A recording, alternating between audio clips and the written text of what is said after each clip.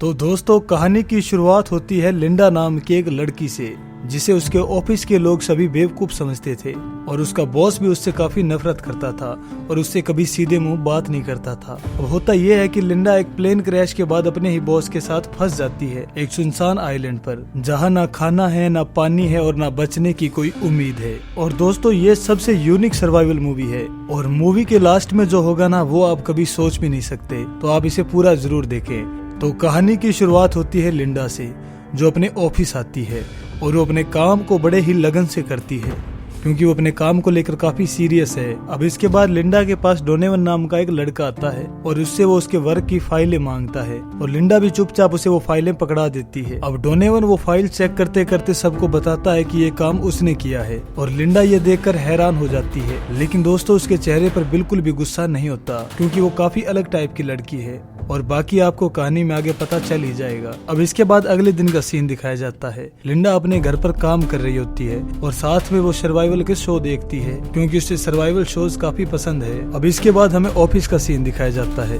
जहां हमें पता चलता है कि कुछ ही दिन पहले लिंडा के बॉस की मृत्यु हो गई थी। अब उसके बेटे ब्रैडली को कंपनी का नया बॉस बनाया जाता है। अब जब ब्रैडली लिंडा से मिलने आता है तो लिंडा काम करते करते ही खाना खा रही होती है। अब वो ब्रैडली को देखकर फटाफट अपना खाना छुपाने की कोशिश करती है, लेकिन खाना उसके चेहरे पर लगा होता है, जिसे वो जल्दबाजी में साफ करती है और अपने नए बॉस से अच्छे से बात करने की कोशिश करती है। आपके पिता हमारे बहुत ही अच्छे बॉस थे, उन्होंने मुझसे कहा था कि वो इस हफ्ते मेरा प्रमोशन करेंगे। अब जब ब्रैडली लिंडा से हाथ मिलाता है तो उसके हाथ पर भी खाना लग जाता है और इससे ब्रैडली काफी नाराज होता है और लिंडा के प्रमोशन के लिए साफ मना कर देता है। अब ब्रैडली का असिस्टेंट उसे समझाता है कि लिंडा हमारी कंपनी की सबसे टैलेंटेड वर्कर है, लेकिन ब्रैडली लिंडा की जगह डोनेवन का प्रमोशन करने की सोच लेता है, जो कि उसका बचपन का दोस्त होता है। अब जब ऑफिस में लिंडा को ये बात पता चलती है तो वो काफी नाराज होती है और वो सीधे ब्रैडली के पास पहुंचती है और ब्रैडली से कहती है कि डोनेवन को आए हुए सिर्फ 6 महीने हुए हैं और मैं यहाँ पर 7 साल से काम कर रही हूँ, तो मेरा प्रमोशन क्यों नहीं हो रहा। अब इस पर ब्रैडली बताता है कि तुम्हें रहना भी नहीं आता।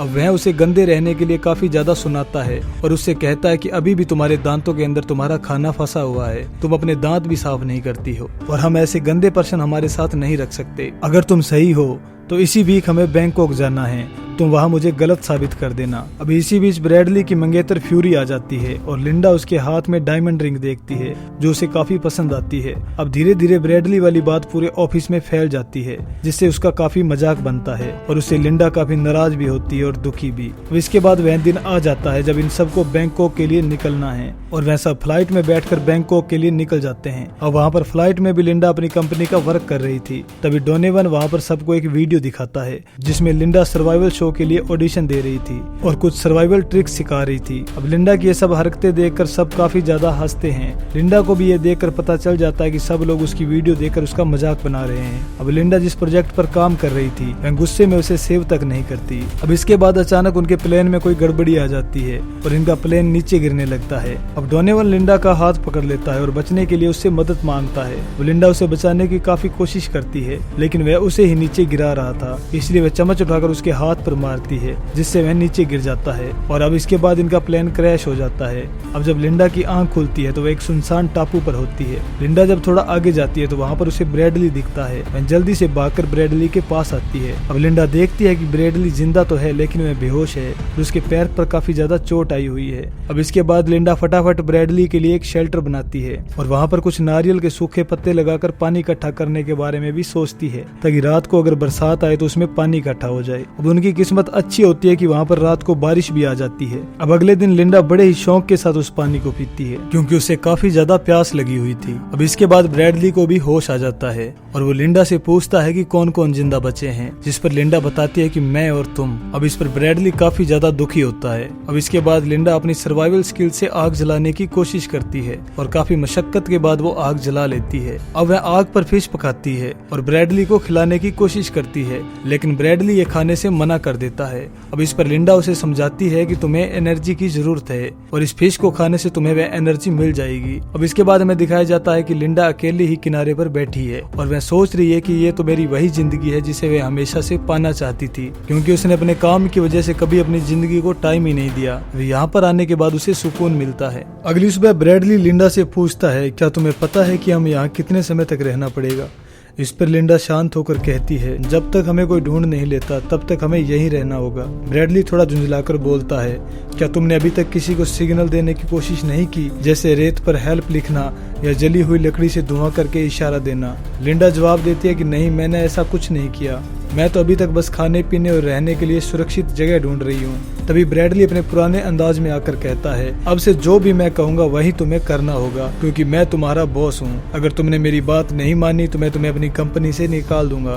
ब्रैडली की ये बात लिंडा को अंदर तक चुभ जाती है। उसे गुस्सा आता है कि इतनी मुश्किल हालत में भी ये इंसान अपने हुक्म चला रहा है। बिना कुछ कहे वो ब्रैडली को वहीं छोड़कर चली जाती है। पीछे से भी ब्रैडली उसका मजाक उड़ाता रहता है, लेकिन अब उसका ये घमंड ज्यादा देर नहीं टिक पाता। धीरे धीरे उसे एहसास होने लगता है कि यहाँ कोई बॉस नहीं है, यहाँ सब बराबर है। उसे जोरदार प्यास लगने लगती है। रात को तेज हवाएं चलती है। पत्तियों से बना उसका शेल्टर भी उड़कर बिखर जाता है, वही शेल्टर जो लिंडा ने उसे धूप से बचाने के लिए बनाया था। अगली सुबह तक उसकी हालत इतनी खराब हो जाती है कि वो प्यास से मरने के कगार पर पहुंच जाता है। लेकिन तभी लिंडा वापस आती है और उसे पानी पिलाती है। लिंडा उसे सख्त लेकिन सच्ची बात समझाती है। ये बात अच्छी तरह समझ लो। अब जाकर ब्रैडली को अपनी गलती का एहसास होता है और वो ये बात दिल से मान लेता है। खैर, अगले दिन शिकार करने के लिए लिंडा एक भाला बनाना शुरू करती है। ब्रैडली उससे पूछता है कि अब तुम क्या करने वाली हो। लिंडा उसे शांत लेकिन दृढ़ आवाज में बताती है, हमें जिंदा रहने के लिए किसी न किसी जानवर का शिकार करना होगा। ब्रैडली तुरंत उसे रोकते हुए कहता है, ये तुमसे नहीं हो पाएगा। लेकिन लिंडा उसकी बात को नजरअंदाज करते हुए भाला लेकर आइलैंड के अंदर चली जाती है। जंगल के अंदर अचानक उस पर एक जंगली सूअर हमला कर देता है। लिंडा पूरी ताकत लगाकर उससे भिड़ जाती है। बड़ी ही मुश्किल से वो उसे भाला मारती है, लेकिन सूअर फिर भी नहीं मरता। आखिरकार अपनी जान बचाने के लिए लिंडा बेहद खतरनाक कदम उठाती है। वो उसकी आंख निकालकर उसे मार देती है। दूर खड़ा ब्रैडली ये सब देखकर पूरी तरह से हैरान रह जाता है कि आखिरकार लिंडा ने ये सब कैसे करके दिखाया। खैर, उस रात कई दिनों बाद दोनों पेट भरकर खाना खाते हैं। अगले कुछ दिनों में लिंडा को आइलैंड के अंदर एक झरना मिल जाता है। वो वहाँ बड़े सुकून से नहाती है और उनके पास पानी का एक पक्का इंतजाम भी हो जाता है। थोड़ा आगे बढ़ने पर उसे किनारे की तरफ एक नाव आती हुई दिखाई देती है। पहले तो लिंडा उसे आवाज देकर मदद मांगने की सोचती है, लेकिन फिर अचानक रुक जाती है, क्योंकि अब वो यहाँ से जाना नहीं चाहती। उसे ये जिंदगी, ये आजादी पसंद आने लगी है। वो वापस लौटकर इसके बारे में ब्रैडली को कुछ भी नहीं बताती। उधर ब्रैडली परेशान होकर कहता है, हम यहाँ और ज्यादा नहीं रह सकते। हमें यहाँ पूरे 2 हफ्ते हो चुके हैं, लेकिन अभी तक हमें कोई बचाने नहीं आया। मुझे लगता है हमें खुद ही कुछ करना होगा। हमें एक राफ्ट बनाकर यहाँ से निकलना चाहिए। लेकिन लिंडा साफ मना कर देती है। वो कहती है कि हम यहाँ ठीक ठाक जी रहे हैं, और अगर हम राफ्ट बनाकर निकल भी गए तो बहुत ज्यादा चांस है कि हम इतने बड़े समुद्र को पार नहीं कर पाएंगे। लिंडा की ये बात सुनकर ब्रैडली को गुस्सा आ जाता है। वो गुस्से में कहता है, अब तुम ये बात समझ लो, अगर हम यहाँ से बचे भी तो तुम मेरी कंपनी में काम नहीं करोगी। इतना कहकर वो वहाँ से चला जाता है और अपना अलग शेल्टर बनाने लगता है। वो बड़ी मेहनत से लकड़ियां इकट्ठा करता है और किसी तरह से अपने रहने के लिए एक छोटा सा शेल्टर बना ही लेता है। अब रहने का तो जुगाड़ हो गया था, लेकिन असली समस्या थी खाने की। उसके पास खाने का कोई भी साधन नहीं था। ऊपर से उसके पैर में चोट लगी हुई थी, जिसकी वजह से वो ज्यादा चल फिर भी नहीं सकता था। अगले दिन भूख से बेहाल होकर वो एक जिंदा कीड़ा तक खा जाता है, लेकिन वो भी उसके गले से ठीक से नीचे नहीं उतरता। कुछ घंटों बाद जब उससे और सहन नहीं होता तो अपना ईगो साइड में रखकर लिंडा के पास चला जाता है। वहाँ पहुंचकर वह देखता है कि लिंडा ने अपने लिए तरह तरह का खाना तैयार कर रखा है। लिंडा उसे देखकर कहती है कि तुम्हारे मुंह पर कुछ लगा हुआ है, ये बहुत गंदा लग रहा है। मैं ऐसे इंसान को खाना नहीं दे सकती जिसे ये तक नहीं पता कि उसके मुंह पर क्या लगा है। ब्रैडली शर्मिंदा होकर कहता है, मैं अपनी गलती सुधार लूंगा, प्लीज मुझे कुछ खाने को दे दो। लिंडा थोड़ी देर सोचती है और फिर कहती है कि ठीक है, नीचे बैठ जाओ, हम इस बारे में बात करेंगे, लेकिन अभी मैं खाना बनाने में बिजी हूँ। ब्रैडली धीरे से कहता है, लिंडा जो भी हुआ उसके लिए मैं सच में दिल से सॉरी मांगता हूँ, प्लीज मुझे कुछ खाने को दे दो। अब ब्रैडली को इस हालत में गिड़गिड़ाते हुए देखकर लिंडा को उस पर तरस आ जाता है और वो उसे खाने के लिए कुछ दे देती है। ब्रैडली उस खाने को ऐसे खाता है जैसे उसने कई दिनों से कुछ खाया ही नहीं हो। खैर, अगले दिन लिंडा उसे सर्वाइवल की जरूरी चीजें सिखाने के लिए जंगल के अंदर ले जाती है। वो उसे एक ऊंचे पहाड़ पर ले जाती है जहाँ रास्ता बहुत ही संकरा और खतरनाक होता है, लेकिन ब्रैडली किसी तरह हिम्मत करके उसे पार कर लेता है। लिंडा उसे समझाती है कि यहाँ पर बहुत सारी जहरीली बेरीज हैं, गलती से भी मत खा लेना वरना ये तुम्हारी जान ले सकती है। इसके बाद उसे वह एक ऐसी जगह दिखाती है जहाँ पर पेड़ों पर एक्स का निशान बना हुआ होता है। लिंडा गंभीर होकर कहती है कि इस जगह के पास कभी मत जाना, यहाँ बहुत से जहरीले पेड़ पौधे हैं जो इंसान को कुछ ही देर में मार सकते हैं। ब्रैडली उसकी बात ध्यान से सुनता है और समझ जाता है। जब दोनों वापिस लौट रहे होते हैं तभी अचानक लिंडा का पैर फिसल जाता है और वो नीचे गिरने लगती है, लेकिन ठीक उसी वक्त ब्रैडली तेजी से उसे पकड़कर ऊपर खींच लेता है और उसकी जान बचा लेता है। अब धीरे धीरे इन दोनों के बीच का रिश्ता बदलने लगता है। उनका बॉन्ड पहले से कहीं और ज्यादा मजबूत हो चुका था। अब ब्रैडली भी लिंडा का हर काम में साथ देने लगा था। रात को जब दोनों एक साथ बैठे होते तो माहौल थोड़ा शांत और भावुक हो जाता और तभी दोनों अपने अपने दिल की बातें एक दूसरे से शेयर करने लगते। ब्रैडली धीरे धीरे अपने अतीत के बारे में बताता है। मैं कभी अपने फादर के साथ ज्यादा वक्त नहीं बिता पाया। वो हमेशा बिजी रहते थे। मेरी परवरिश मेरी मॉम ने की थी, लेकिन वो बिल्कुल भी ठीक नहीं थी। उन्होंने मुझे हमेशा मारा, मुझे अब्यूज किया। शायद इस वजह से मैं आज ऐसा हूँ। मुझे कभी सही तरीके से प्यार और परवरिश नहीं मिली। अब ब्रैडली की ये बातें सुनकर लिंडा उसे देखती है और एक गहरी बात कहती है, यानी कोई भी इंसान जन्म से बुरा नहीं होता, हालात उसे ऐसा बना देते हैं। इसके बाद लिंडा भी अपनी कहानी बताती है। वो कहती है कि मैं शादीशुदा हूँ, लेकिन अब मेरा पति इस दुनिया में नहीं है। उसकी मौत एक कार एक्सीडेंट में हो गई थी। पहले तो वो ये सब बताने से हिचकिचाती है, लेकिन धीरे धीरे सब सच बता देती है। शादी के शुरुआती कुछ महीनों में सब ठीक था, लेकिन बाद में उसने शराब पीना शुरू कर दिया। जब भी वो ड्रिंक करता तो मैं उसकी कार की चाबी छुपा देती थी, क्योंकि मुझे पता था कि अगर वो उस हालत में गाड़ी चलाएगा तो कुछ भी हो सकता है। लेकिन ये सब रोज की बात बन गई थी। मैं महीनों तक ये सब सहती रही और फिर एक दिन मैंने हार मान ली।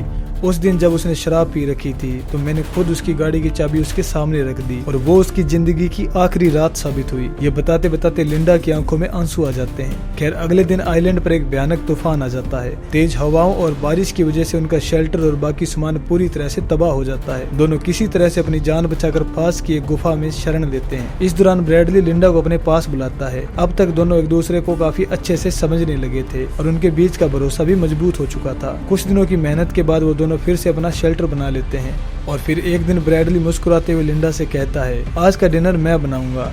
लिंडा भी उसकी बात मान जाती है। अब ब्रैडली बड़ी लगन के साथ रात का खाना तैयार करता है। जब लिंडा खाना खाती है तो वाकई बहुत स्वादिष्ट होता है, लेकिन तभी अचानक उसे चक्कर आने लगते हैं और देखते ही देखते वो बेहोश होकर गिर जाती है। असल में ब्रैडली ने उसके खाने में वही जहरीली बेरीज मिला दी थी। इसके बाद ब्रैडली अंदर से अपनी छुपाकर बनाई हुई राफ्ट निकालता है। वो लंबे समय से इसी मौके का इंतजार कर रहा था कि कब उसे मौका मिले और वो लिंडा को यहीं छोड़कर इस आइलैंड से भाग जाए। वो राफ्ट लेकर वहाँ से निकल पड़ता है और जाते जाते उसके चेहरे पर खुशी साफ नजर आ रही होती है। अचानक सामने से एक बहुत बड़ी लहर आती है और उसकी राफ्ट को पूरी तरह से तोड़ कर रख देती है। अब वो पानी में डूबने वाला होता है। तभी अचानक लिंडा वहाँ पहुंचकर उसकी जान बचा लेती है। दरअसल लिंडा ने अपने सर्वाइवल स्किल्स का इस्तेमाल करते हुए उल्टी करके अपने शरीर से जहर बाहर निकाल दिया था। अगले दिन ब्रैडली शर्मिंदा होकर लिंडा से माफी मांगता है।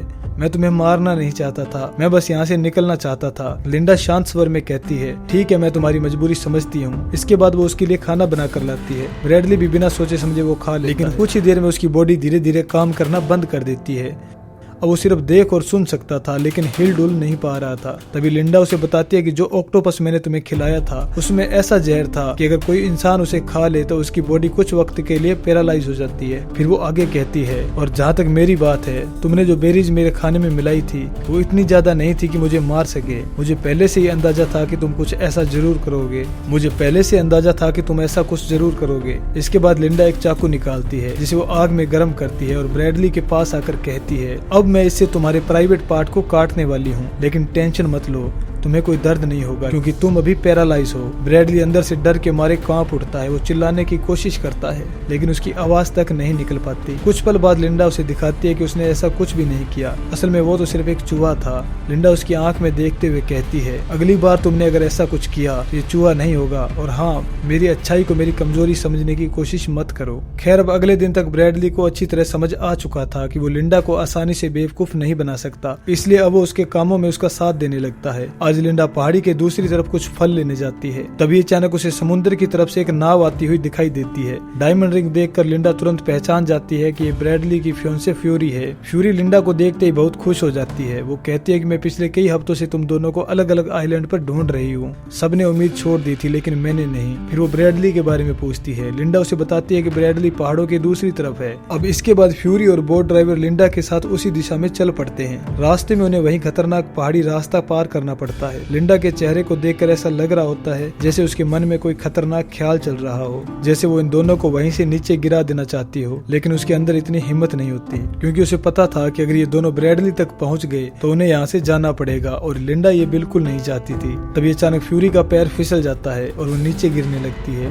बोट ड्राइवर उसका हाथ पकड़कर लिंडा से मदद मांगता है, लेकिन लिंडा उनकी मदद नहीं करती बल्कि उन्हें धक्का देकर वहाँ से नीचे गिरा देती है और जान से मार देती है। इसके बाद लिंडा वापस ब्रैडली के पास लौट आती है। ब्रैडली देखता है कि आज लिंडा किसी बात से बहुत परेशान है, लेकिन उसे समझ नहीं आता कि आखिर बात क्या है। रात को लिंडा को बाहर से कुछ आवाजें सुनाई देती है। जब वो बाहर जाकर देखती है तो फ्यूरी तैरकर किनारे तक पहुंच चुकी होती है। फ्यूरी गुस्से में पूछती है, तुमने मेरे साथ ऐसा क्यों किया? और इतना कहकर वो लिंडा पर हमला कर देती है, लेकिन तभी लिंडा की आंख खुलती है। वो सिर्फ एक बुरा सपना था। अगले दिन जब ब्रैडली शिकार कर रहा होता है, उसे रेत के अंदर से फ्यूरी का हाथ दिखाई देता है और ये देखकर वो पूरी तरह से हिल जाता है, लगभग पागल सा हो जाता है। अब उसे यकीन हो जाता है कि लिंडा को इस बारे में सब पता है और शायद उसने ही फ्यूरी को मार दिया है। वो तुरंत भागकर लिंडा के पास आता है और गुस्से में कहता है, तुमने उसे मार दिया? लिंडा घबराकर कहती है कि मैंने किसी को नहीं मारा। तभी ब्रैडली उसे फ्यूरी की रिंग दिखाता है। ये देखकर लिंडा कहती है कि मैं उसे तुम्हारे पास लाने ही वाली थी, लेकिन उसका पैर फिसल गया और वो नीचे गिरकर मारी गई। मुझ पर भरोसा करो, वो सिर्फ एक एक्सीडेंट था।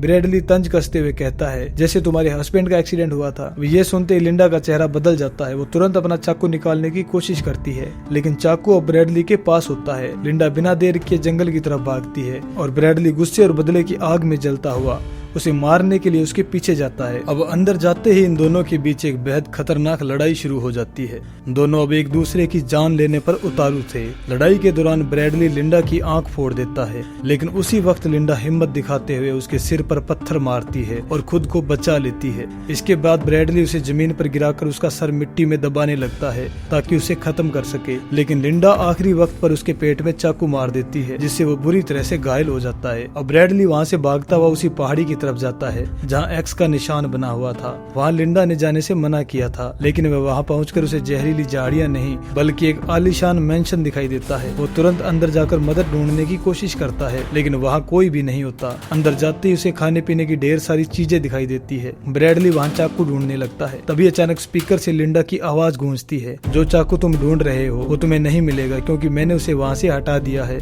यहीं पर खुलासा होता है कि जो चाकू लिंडा इस्तेमाल कर रही थी वो इसी मेंशन से लिया गया था और उसे इस जगह के बारे में पहले से ही सब पता था। दरअसल जब लिंडा ने पहली बार बोट देखी थी तभी उसे इस मेंशन का पता चला था। ये मेंशन कुछ अमीर लोगों का था जो समय समय पर यहाँ आते रहते थे। लिंडा ने छुप छुपा कर इस जगह को एक्सप्लोर किया और जब वो लोग चले गए तो उसने इस मेंशन में आना जाना शुरू कर दिया। उसे यहाँ की हर चीज का पता था, क्या कहाँ रखा है, और इस वक्त वो कंट्रोल रूम में बैठकर सब कुछ देख रही थी। जब ब्रैडली को ये सच्चाई पता चलती है तो वो किसी तरह सारे सीसीटीवी कैमरों को बंद करने की कोशिश करता है। तभी लिंडा स्पीकर के जरिए कहती है, सब कुछ ठीक चल रहा था लेकिन फ्यूरी ने आकर सब बिगाड़ दिया। जब वो पहाड़ी से लटकी हुई थी तो मैंने उसे और बोट के ड्राइवर को पत्थर मारकर नीचे गिरा दिया था। इतना कहकर लिंडा अचानक एक शॉटगन लेकर ब्रैडली के सामने आ जाती है। अब ब्रैडली घबराकर कहता है, मैं मानता हूँ कि मैं गलत था और तुम सही थी। मैंने जो तुम्हारे साथ किया वो सब गलत था, लेकिन अब सब कुछ ठीक हो सकता है। अगर तुम चाहो तो हम यहीं साथ में नई जिंदगी शुरू कर सकते हैं। जैसी जिंदगी तुम चाहोगी वैसी ही होगी। I love you Linda. उसकी ये बात सुनकर लिंडा कुछ पल के लिए सोच में पड़ जाती है और बस उसी मौके का फायदा उठाकर ब्रैडली एक नुकीला हथियार उठाकर उस पर हमला कर देता है। वो लिंडा से शॉटगन छीन लेता है और उसे मारने की कोशिश करता है,